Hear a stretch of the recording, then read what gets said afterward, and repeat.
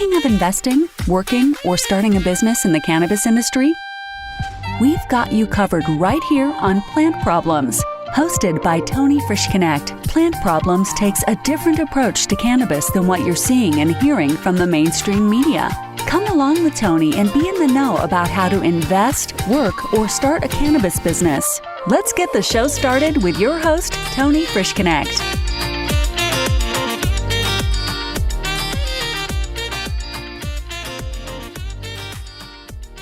Hey everyone, and welcome back to another episode of Plant Problems.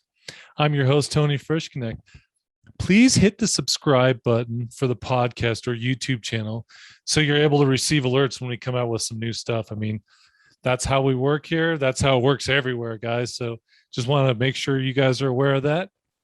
This is extremely helpful so that people can find us, so we can also bring you guys some more great free information. So let's get started with the show. Today we have, cannabis is a crazy thing, right? It's like 1 minute you think you know what's going on, the next you don't. It's challenging. There's a lot of different things that are happening that are hard to explain. And so what I want to do is spend a little bit of time with you guys today and talk about some cannabis stocks. What's happening in the cannabis stock world right now? Guys, if you're watching this on YouTube, I've got this new, it's our new emblem for the show on behind me.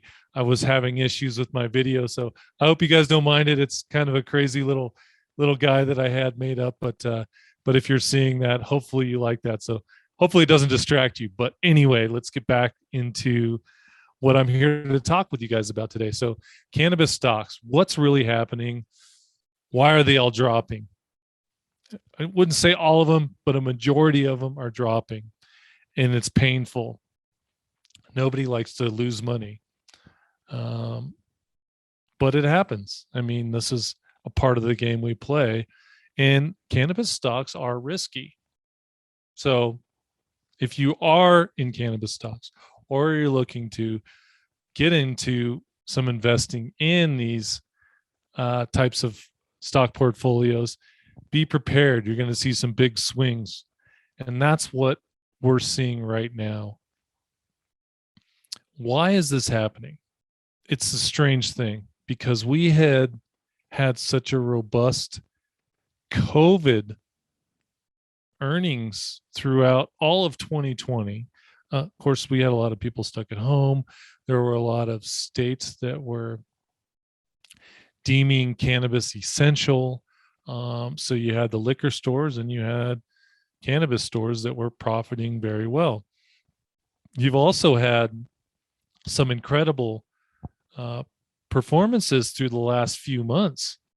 There's stocks out there that have been performing almost, for the last 2 years, and we're seeing that stock drop. What is happening? Well, I think one thing we saw is at the beginning of the year, Chuck Schumer came out. We were talking about, as a country, legalization, and everything's really started taking off. This was fantastic. I saw it. But then, they started tapping the brakes and nothing ever really transpired from these discussions. However, we did get some major wins. And if you guys have listened to some of my past episodes, we got New York, they're pushing forward towards adult use. Mississippi, we had some states down south that were actually passing this. We had South Dakota. We had all these big wins. So things and momentum was really pushing forward, and now it's not. And as a cannabis investor, of course, legalization is where you see these things really, the stocks really explode. So that has all slowed down and those talks haven't been happening. And I think you're getting some people that are leery, people that are not willing to wait. I will mention this again for those of you that haven't heard me too many times before, but this is not a get rich quick. It's not a get rich quick in stocks. It's not a get rich quick in growing plants and selling them. None of that is. It's the furthest from the truth. I try to set people up to understand that, to really make your money in this industry, you need to be looking at 7 to 10 years. And I know that's a lot to swallow, right? The patience that it takes to wait that long is extremely hard. And also, if you're just barely scraping by, that's what makes it challenging. But stocks and cannabis stocks are no different. Everybody wants to jump in right at the time when it pops. That's the dream, right? And it happens rarely, but it does happen. Hey, everyone. Excuse me for just a minute. We will continue the rest of our conversation in a few seconds. Guys, I want to thank you so much for all your support over the last year, because without you, I couldn't continue bringing you so much great content. So thank you. Today, I have some exciting news that I can't wait to share with you. I have been working tirelessly for the last several months creating a brand new podcast. This podcast is all about the process of extraction and the equipment that surrounds the world of essential oils. Essential oils are in thousands of products we use every day, from lotions we put on our skin to our favorite soft drinks. And yours truly has the honor of hosting this incredible show. Guys, with essential oils, the opportunities are endless. We invite you to listen in and subscribe to our new show called Extraction Essentials. Come be a part and join me on this epic journey as we explore the world of essential oils.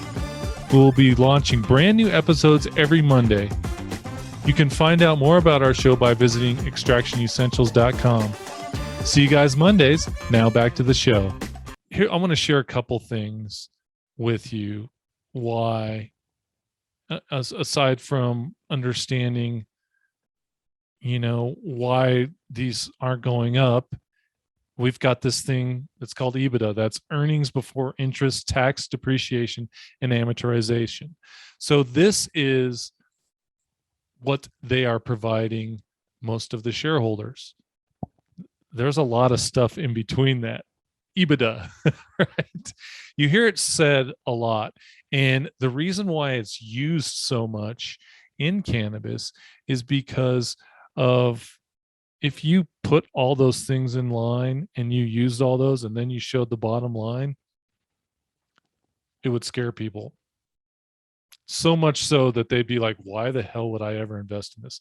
Well, the biggest one is taxes, okay? Everybody is hoping to see legalization because it's going to change that tax structure. Back to, again, what I've talked so many times about is 280E. That is what is hamstringing these companies from really making a profit. That's why it's such a long play, because we don't quite know when legalization is coming. Everybody has their ideas and their thoughts of when it could be, but that's the biggest thing. And so when people started talking about legalization, their eyes got big, they started investing, and now they're not, because there's been no momentum pushing this forward. So that's why they use Ebitda a lot of the time, is because it makes the companies look better to the outside investor, and to the investors that are on the inside too. They realize this. If they don't realize it, they need to go study up on what that is. And when I say what that is, 280E.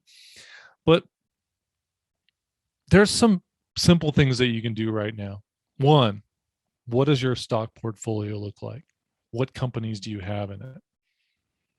You need to go back and look on at least the most recent quarter and see what the numbers look like, really where their growth is happening. And I don't know how many stocks you have. I try to keep it under, somewhere between 3 and 5 maybe. But I also like to focus my efforts on my favorite ones. So check out the last 1 to 2 quarters of each one of your companies. See where they're at. Number 2, decide which company you think is in the best position for growth. and this is going to be relative to your knowledge, to what you know. I work off of not just um, sales, but margins is a big one that people forget about all the time.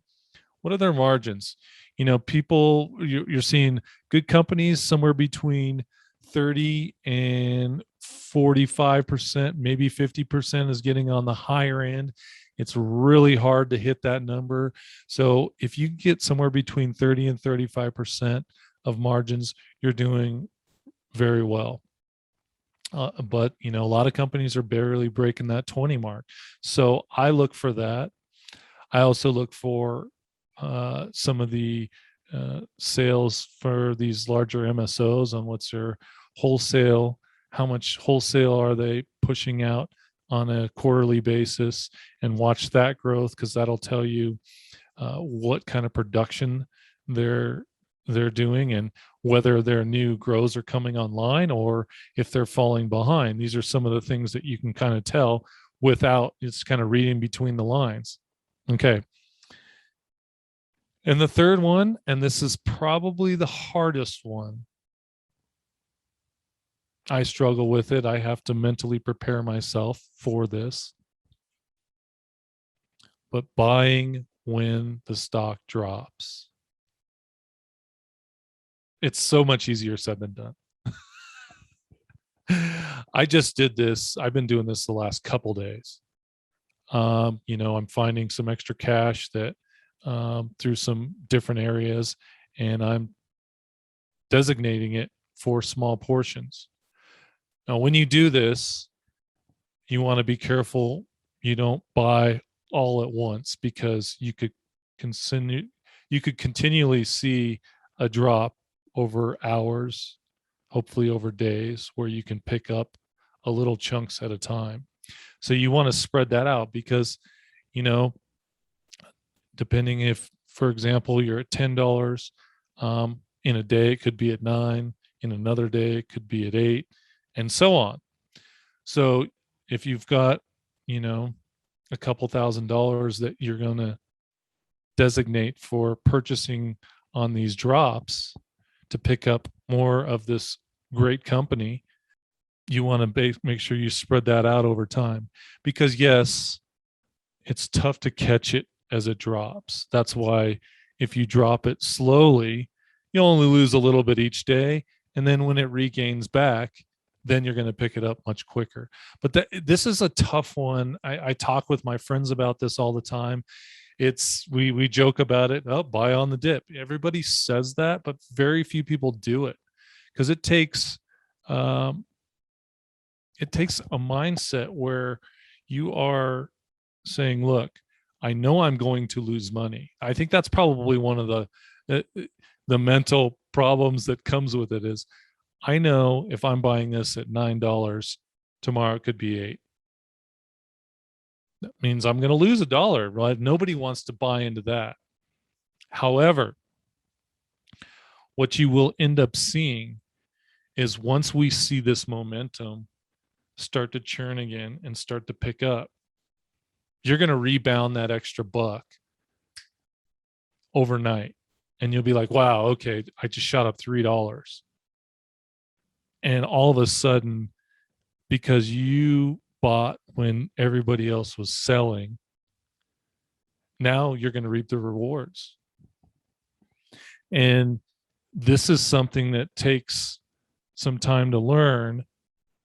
But once you do it once you do it twice, you start to get used to it. And that uncomfortability of losing a little bit of money for bigger gains later starts imprinting, and you're like, this is just normally how it's done. And again, I know how hard it is to do this. So whenever you're investing, always make sure you're not putting more in than you can afford to lose, because yes, you can lose it, or you can wait for a while. Like, this money could be sitting in here for the next 2, 3, 4 years. But with the momentum that we have in recreational and medical, I don't see it taking that long to turn around. But buying on the low side and picking up more because you know the value is there.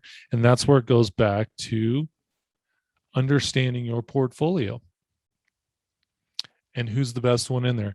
And you're going to get a lot of people out there that will tell you, well, buy a little bit of each. That is the approach of so many investors because we've been taught, and you hear it all the time, well, spread your risk, spread your risk. However, that's not how the big wins come in. They take focused effort on one company or one industry, and they focus their efforts there, and they watch it like a hawk all the way through. And that's where you see the big wins. Now, if you just want to see a little bit of growth, diversity is your gain. But if you really want to see these big wins, you want to focus on one or two companies that you really believe in. And it's really a mental game. And the fourth and final thing I want to tell you, do not sell. If you can't afford to come up with any more money to buy on the small end, do not sell. Best thing is to do right now is forget about it.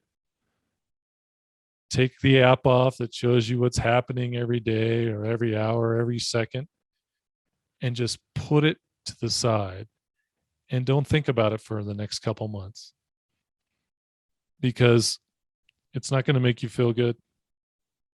And you don't want to think about, well, all the money that you're losing. This is a long play. Now, the good news is I honestly believe once we see some upticks towards legalization, you're going to see all cannabis stocks. It's that old saying, high tide raises all boats. You're going to see that happen. So even if you are in a rough company right now and you're not sure what's going to happen and you've lost 30, 40% of your money, hold on, hang out for those times when you know that, hey, this is not a long-term company. That's when you cash out. And that's when you make at least to break even. Hopefully you make some money. I mean, people do this to create value and build their stock portfolio, but they just all are not winners. So I hope you guys have picked a few winners. And if you guys have some stocks that you would like to talk about, I would love to have a discussion with you, or even just send me a question. So you can reach out to me at plantproblem.com. Ask me a question there. You can send me a text. I have multiple ways to get in touch with me right there, but plantproblem.com. And you can always reach out to me on my social media too. Guys, thank you so much for listening today. I hope you got something out of this show that you can use today, because that's the goal. And these are different things that I use all the time. And so it's fun to talk with you guys about this, but it's also fun to get some great conversation going. So let's get a conversation going about this and really understand some of these different players and what they're doing. I'd love to discuss that with you. So reach out to me at plantproblem.com, and I will see you guys next week. Thanks so much for listening.